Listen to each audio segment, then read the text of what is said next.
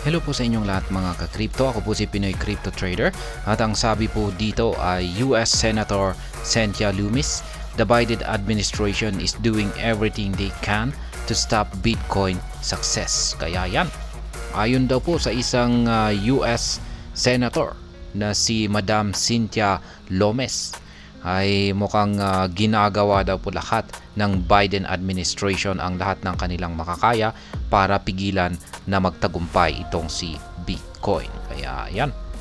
Pero nitong mga nakalipas lamang po na balita ay naglabas po ng pahayag ang Biden administration na sila ay pabor or sila ay kampi sa mga cryptocurrencies. At yun nga lang at maraming mga crypto enthusiasts na nagsasabi na malamang ay baka yung biglang pagbabago sa pananaw na ito ng Biden administration ay para lang makuha nila yung pabor ng crypto community dito sa paparating na eleksyon ng US. Kaya ayan, at saka maliban po rito ay yung patunay daw na ang Biden administration ay panig sa mga cryptocurrencies ay yung kanilang pagpayag na ma-approve ang mga Ethereum ETF at saka ang Bitcoin ETF. Kaya ayan, it's time for a president that understand how important Bitcoin is for America's future. Kaya yan po yung dagdag ni Madam Cynthia Lummis dito.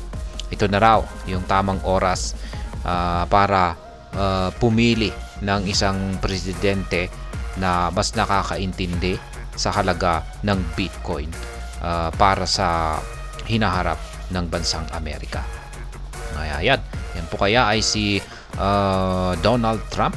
Yan ang dating pangulo ng bansang US na si Donald Trump. Siya kaya yan yung tinutukoy ni Madam Cynthia Lummis dito. Kasi itong si ang dating pangulo, yan dati pong pangulo itong si Donald Trump. Yan ng bansang US. At yan, mula nung natapos po yung kanyang termino ay tumakbo siya ulit. Kaso natalo po siya ni Pangulong yan yung kasalukuyang pangulo po natin na si Biden. Yan. Pero maraming nagsasabi na dinaya raw itong si Donald Trump. Kaya ngayon ay muli po siya ulit tumatakbo at siya po yung nagli-lead. Yan, siya po ang itong si Donald Trump ay siya po ang leading na kandidato sa pagkapangulo ng bansang US. Ibig pong sabihin ay siya po yung may mataas na posibilidad na manalo sa pagkapangulo.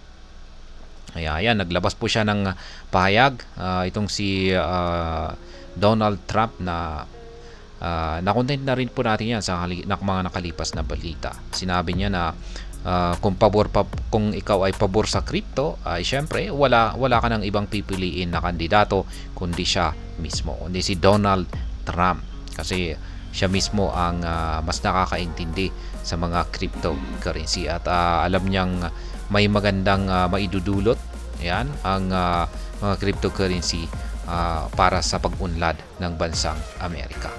Kaya ayan. Pero yung most recent, yung pinaka latest na balita natin tungkol kay Donald Trump ay yan, marami pong nagdududa sa kanya dahil po sa nagkaroon po siya ng 32 po yata or 34 na counts yan ng felony or meron siyang ginawang kasalanan. Ito po yata yung parang falsification po yata ng documents yan sa kanyang mga business records. Yan, at napatunayan po na siya nga ay may sala. Yan, guilty po siya. Pero yung kinalabasan po ng verdict or yung kinalabasan po ng resulta ng or decision ng korte ay nananatili po siyang inosente. Kaya yan, sabi nila ay parang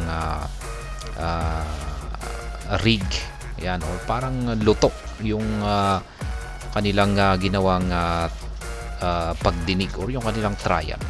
Kaya yan po yung nangyari rito. Kaya maraming mga nag-react dahil dyan.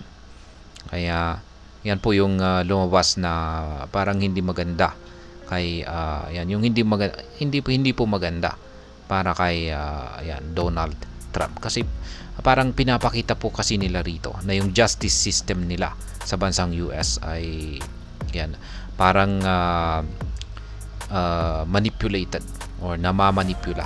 Kaya maski napatunayan daw na may kasalanan ang isang tao ay pwede pala itong lumabas na inosente. Yan. Kaya yan po yung nangyayari ngayon dito kay Donald Trump, yung latest na kanyang issue ngayon. Kaya ayan, at hanggang dito na lamang po tayo sa video na ito. Sana po ay inyong nagustuhan ang aking paliwanag sa video na ito. Kung inyo po itong nagustuhan ay pakiclick lamang po ang like button nito. Para naman po sa mga bago lamang dito, kayo po ay aking inaanyayahan para mag-subscribe. Pakiclick na rin po ang bell icon nito dahil ito po ang siya magsisilbing notification nito sa mga bago kong videos na akin pong ina-upload sa aking YouTube channel na ito. Marami pong salamat sa panonood. Ingat po tayo lagi at God bless po sa ating lahat.